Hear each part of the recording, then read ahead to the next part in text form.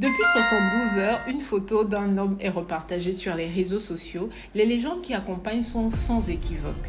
C'est une affaire sulfureuse au plus haut sommet de l'État équato-guinéen.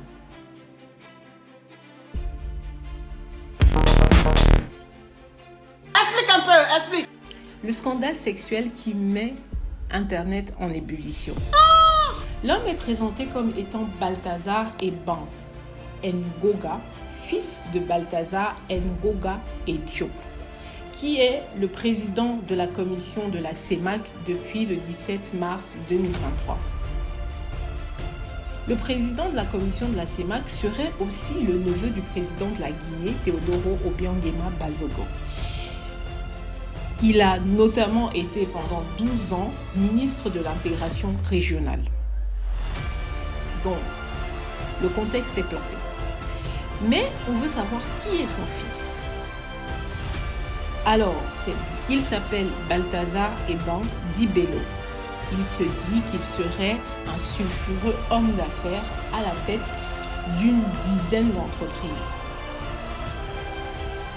Alors, ce qui n'est pas très habituel, c'est un scandale au plus haut sommet de l'État en Guinée et qui fasse parler en dehors des frontières guinéennes. Pour vous situer un peu, la Guinée équatoriale, c'est un petit pays d'Afrique centrale d'une population de 1 million 403 000 habitants et d'une superficie de 28 051 km².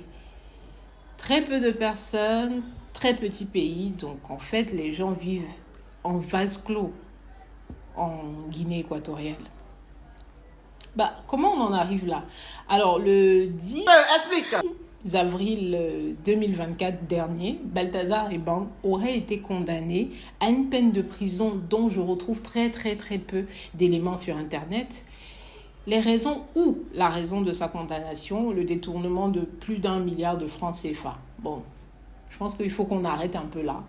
On va faire une petite recherche sur Internet.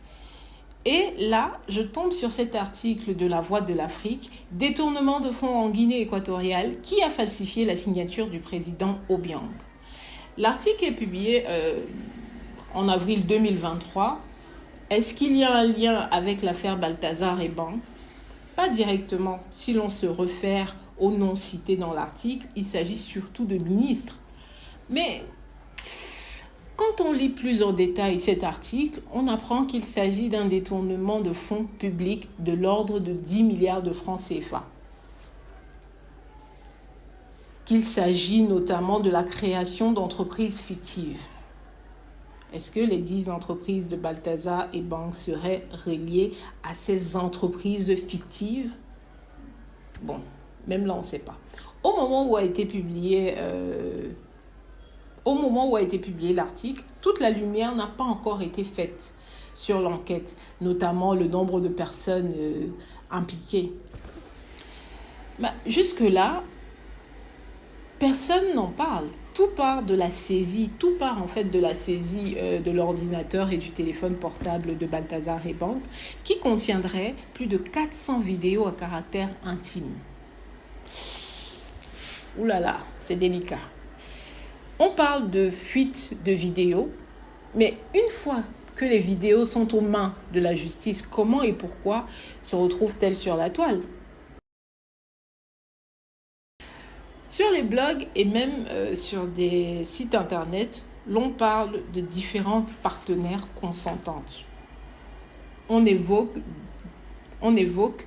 des femmes mariées à des hommes haut placés, même les filles d'eux sont citées.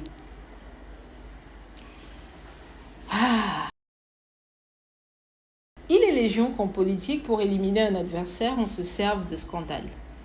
Oui, car il est l'indignation que provoque la découverte par le public d'une transgression. Est-ce que les transgressions du fils peuvent signer la mort politique du père, ou du moins ses aspirations, si tant est qu'il en est? Ça, personne ne sait, personne ne le saura, mais je vous ai bien dit qui est le père de ce Balthazar Ebang. Quand on regarde de plus près l'émulsion de cette affaire sur les réseaux, personne ne cherche à savoir qui il est. Personne ne parle de son arrestation, personne ne parle du déroulé de l'enquête qui mène à son arrestation. Tout ce qu'on sait, tout ce qu'on dit, c'est notamment qu'il est marié, on parle de son nombre d'enfants. Alors, des femmes mariées, des femmes enceintes, toutes différentes les unes des autres, ceux derrière la fuite de ces vidéos ont fait de la délation. Rien de nouveau, me direz-vous. Mais c'est à deux volets, car elle fournit des informations concernant un individu à son insu, inspirées par un motif contraire à la morale ou à l'éthique, et donc subjectivement honteux. Jeter à la vindicte populaire des femmes et cet homme, pointer du doigt les agissements des femmes et par-dessus insinuer que cet homme serait atteint de maladie. Voilà un peu, en gros, selon moi, la portée de la divulgation de ces vidéos. Alors, on arrive à la fin de cette vidéo et j'ai envie de conclure en disant ceci. Pour finir, ce qu'il faut retenir, c'est bien évidemment notre appétence au voyeurisme. Je dis nôtre parce qu'on est nombreux, on est curieux, on veut savoir, on veut en parler, on veut des détails, on veut tout savoir. Alors, le voyeurisme du téléspectateur face à des images touchant des personnes humaines dans leur intimité, car oui, il n'y aurait pas eu les 400 vidéos, nul n'aurait su qui est Balthazar Ebang. Et je m'arrête là pour aujourd'hui.